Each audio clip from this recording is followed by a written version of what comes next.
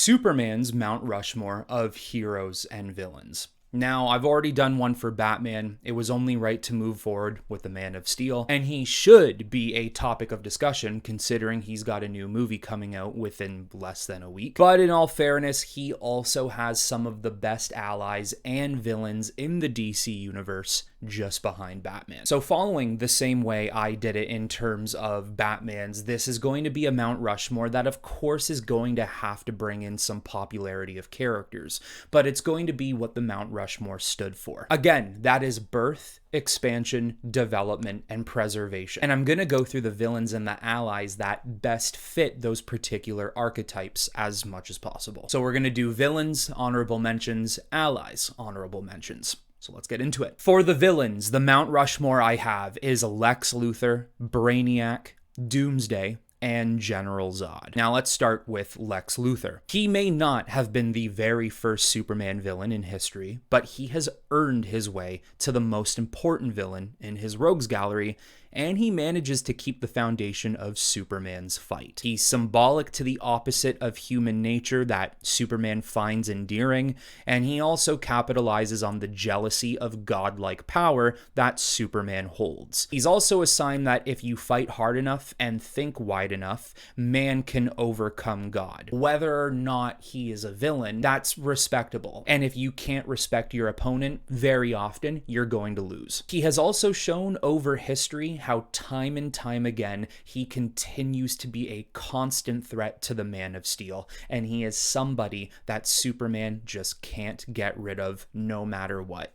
There is no debate. Luthor needs to be up here. For Brainiac, you're expanding Superman's rogues gallery and his world effectively. Brainiac introduces the potentials of the universe, keeping things similar enough by fighting Superman's strength with genius-level intelligence the way Luthor would, but you begin to introduce technological superiority and an alien presence obsessed with control. In some iterations, you have a Brainiac that is addicted to Superman's potential, and in others, you have an ancient enemy responsible for the demise of Krypton. Either way, he's always led back to Superman. For Doomsday, just when you thought it wouldn't happen, finally a character is created to go toe-to-toe with Superman's power and actually kill him. Doomsday could have been used one time, and killing Superman would have been good enough for him to be up here. You don't just kill Superman and not have your name immortalized in some way. And because it was such a monumental moment, Doomsday has been used far more and in different media examples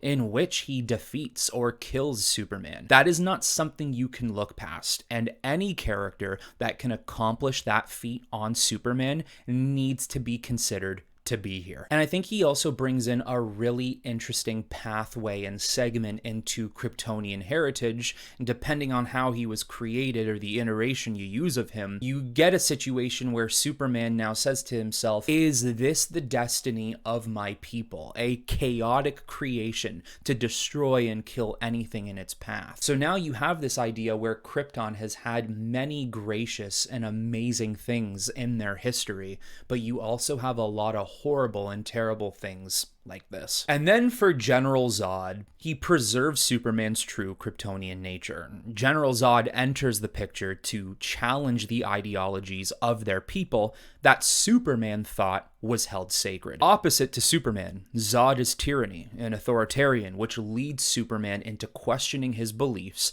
and knowledge of what he thought he knew about his people. It pushes Superman closer to his culture, while Zod adds very thematic and climatic moments to their matchup, as we've seen many times before in cartoons, movies, and comics themselves. Like I said, this isn't necessarily a discussion about popularity. That's not why they're on this Mount Rushmore. However, these four villains here might be considered Superman's top 4 villains of all time. There could be some argument here, but I do believe that given their popularity and their specific reasons on how they've propelled Superman as a character, there is no doubt they have to be up here. Now, very quickly, we will look at the honorable mentions that didn't make it to the actual Mount Rushmore. That would be Bizarro, Metallo, Darkseid, and Lobo. For Bizarro, he's not the most central of Superman villains, and more so as an anti-hero today, but his connection to wanting to be like Superman is very important. For Metallo,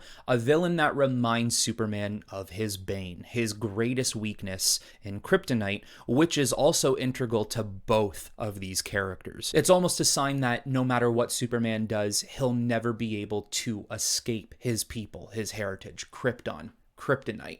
And even though he can't escape it, it's a matter of overcoming it. And how does he do that? For Darkseid, I specifically wanted to keep him out of the main Mount Rushmore because he has become so much more than just a Superman villain or a relation to Superman in some way. He is a Justice League or a DC Universe villain today. But with that being said, he still has a keen liking to Superman and Kryptonian power. Not to mention how many times Darkseid has tried to recruit Superman, brainwash Superman, or get under his skin in other ways. Then when you look at Lobo, you have another situation of a non-traditional villain and can even sometimes act as a hero, but he's a unique character that stands out when people think of Superman showdowns and encounters. He created a pop culture presence for himself and can challenge Superman in strength. Now we do Superman's allies, which in all honesty, I actually found it a little harder doing this part of it rather than the villains. The Mount Rushmore here is Lois Lane, Supergirl. I cheated a little bit and put in Jonathan and Martha Kent,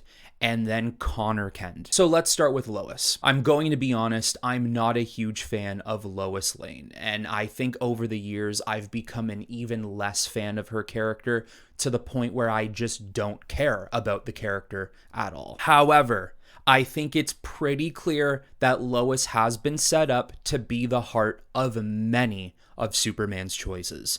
She has been his romantic partner for a better part of his history, and she is one of the best options in his surrounding family members that keeps him grounded to humanity. Outside of being married and having children together, she is often a big part in most of his stories. In so many ways, he can live and die by Lois. Do I think he deserves better than her? 100%. But the guy is madly in love with her, like an annoying, pouting puppy dog that follows her everywhere she goes. Even though I don't like Lois, I had to be unbiased, and there's no doubt about it, she needs to be here. She has way too much historical relevance to the character. Then we have Supergirl. Kara explores the potential to have grown his friends and family into more Kryptonian-natured allies. She's linked to Superman through blood and the burden as well as a privilege that comes along with keeping Krypton's memory alive. She opened the door for Superman to step into a mentorship role and to lead his eventual family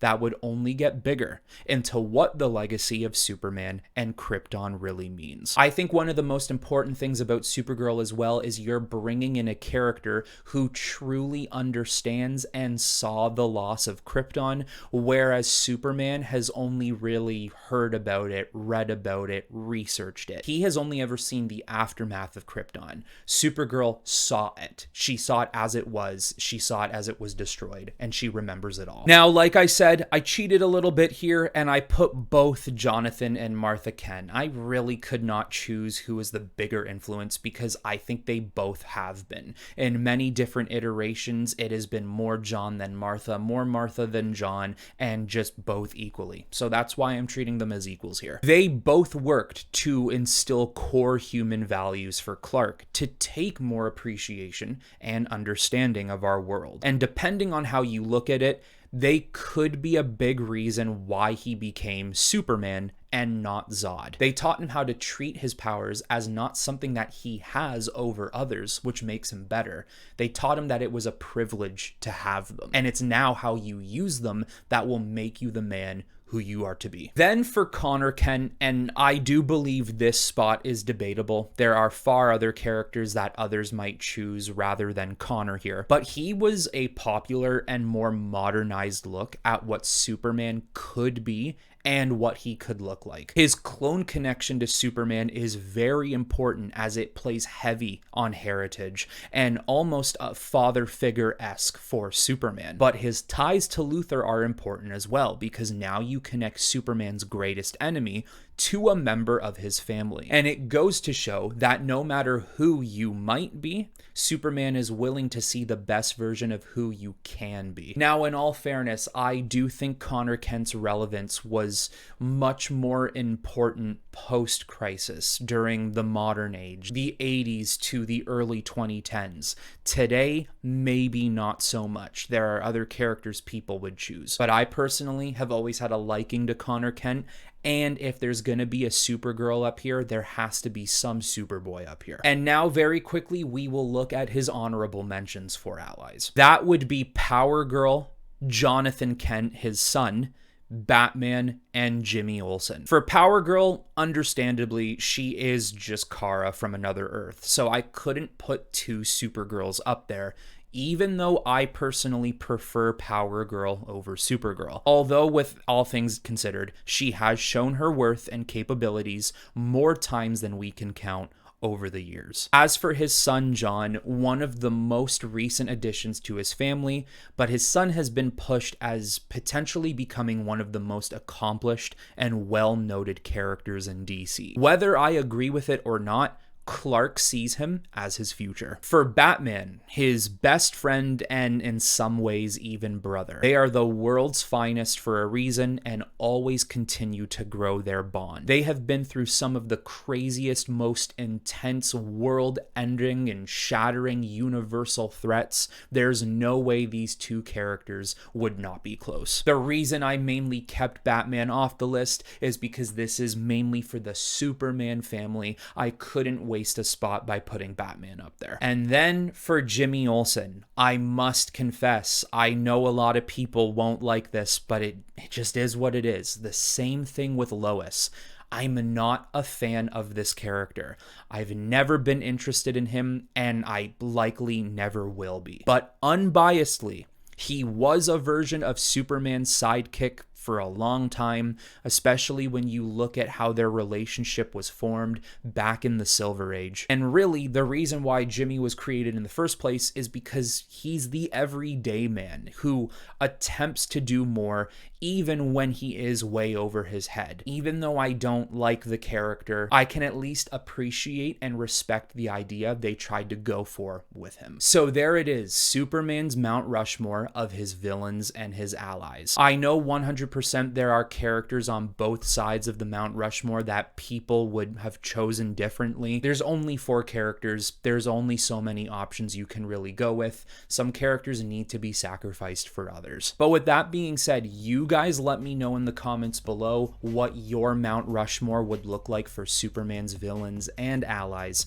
and let me know if you would want another Mount Rushmore for a character's specific mythos, like Wonder Woman, Green Lantern, or The Flash. That is all I have for you on this video, everyone. I hope you all enjoyed it, and until the next time, I will talk to you all very soon.